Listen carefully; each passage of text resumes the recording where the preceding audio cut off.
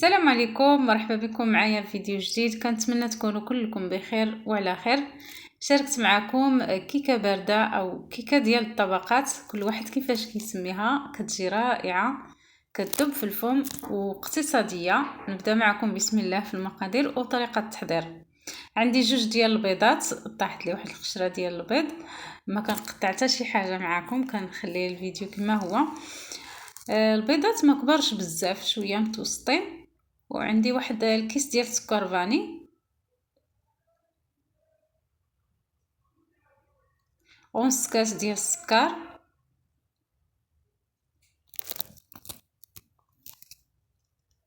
وكنخدم هاد الكيكه غير بالخلاط اليدوي. وعندي هنايا قريصه ديال الملحه لتصحيح الذوق، وكنخدموا البيض مع داك السكر. وعندي نص كاس ديال الزيت،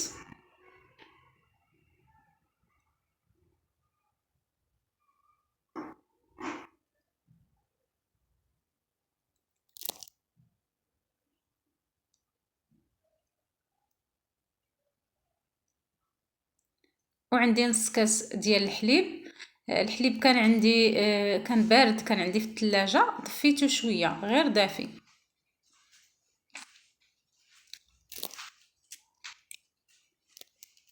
هاد الكيكه ما كتجيش طالعه بزاف، كتجي شويه هابطه، كتجي بحال الشكل ديال الجينواز. وعندي جوج اكياس ديال الكاكاو المر.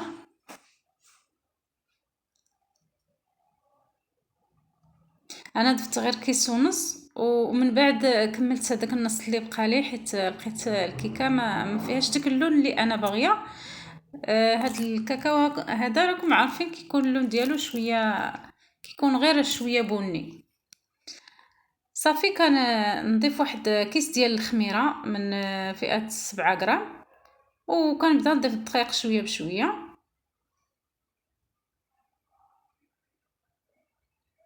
انا كملت داك النص اللي بقى لي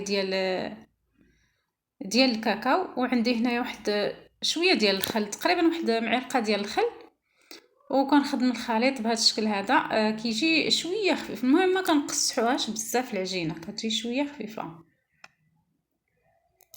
عندي هنايا هاد السيركل اللي كنخدموا به لي طارت، اللي كيكون كيزيد وكينقص. المهم راه كلشي الفيديو موضح فيه كلشي. وكنديرو في هاد الطاوه ديال الفران، وكنفرش له ورق الزبده. الفران عندي مشعل، كنطيبوه على نار مهيله.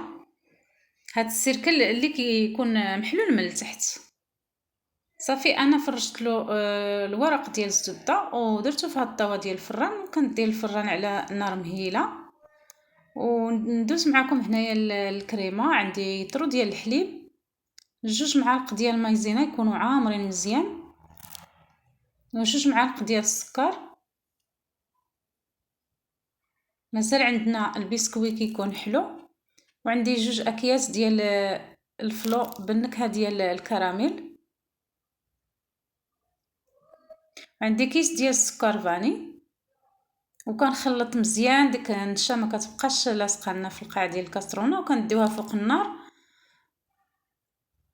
غنكمل بعدا نص يطرو اللي بقى لي. انا ضفت يطرو ديال الحليب في هاد الكريمه، وكنديوها فوق النار، وكنستمروا في التحريك حتى كتعقد لنا الكريمه. ما كنحيدوش يدنا من التحرك باش ما كتضيعناش ديك مايزينا كتلصق لنا في القاع الكاسرونه، كتحرق. هذه الكيكه ديالي من بعد ما خرجتها من الفران ما كتجيش عاليه بزاف، كتجي بحال الشينواز. كنحطها هنايا، كتحطوها في شي صحن ديال التقديم ولا المهم اللي عندكم. وكنعاود نرجع لهذاك السيركل، كنزيرو شويه عليه باش ما حيت بعض المرات الكريمه تقدر تخرج لنا مع الجناب. انا خرجت لي شويه مع الجناب. صافي الكريمه باقيه سخونه، كنضيف داك البسكوي. كتضيف واحد 3 د العلب ولا جوج ديال البسكوي، وضفت واحد بيرلي مسوس بالمذاق ديال الجبن. وكنخدموه مزيان، كنخلطوه بالميكسور كما شفتوا معايا. والكيكه ديالي سقيتها بشويه ديال القهوه اولا تسقيوها بالحليب، وكنكب هاد الكريمه. وعندي هنايا الطبقه الثالثه غنديرها بالشكلاط. وكندي الكيكه ديالي للثلاجه حتى كتبرد ديك الكريمه وكتشد راسها مزيان. عاد كنزيدوا لها الطبقه ديال الشكلاط. عندي الشكلاط هنايا ذوبته تقريبا واحد 100 غرام ولا بحال هكا، زعما على حساب القياس ديال الكيكه اللي عندكم. انا الكيكه ماشي كبيره بزاف. وزدت عليها واحد دانيط ديال الشكلاط صافي، وكان نكبو عليها هاد الشكلاط على الكريمه كنوزعوه حتى كنخلطوه مزيان مع دانيط. وزدت معاه واحد شويه ديال الزيت، ديك الشكلاط زدت معاها شويه ديال الزيت، تقريبا واحد المعلقه ديال الزيت صافي. وكنخليوها في الثلاجه من 4 حتى ل 5 سوايع، المهم حتى كتبرد مزيان مزيان كتشد راسها. وهذه هي الكيكه اللي تقاسمت معكم من بعد ما بردت. كتجي رائعه كما شفتوا معايا، ما فيهاش المقادير بزاف وكتجي لذيذه، كتجي رائعه كتذوب في الفم. نقطع معكم واحد الطريف كما العاده.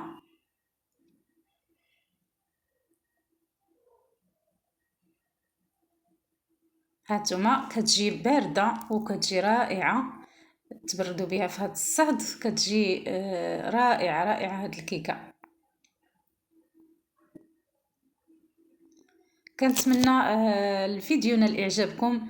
ما تنساونيش الاخوان والاخوات من اللايكات ديالكم والتشيعات ديالكم، ونتلاقاكم ان شاء الله في فيديو جديد بالصحه والراحه.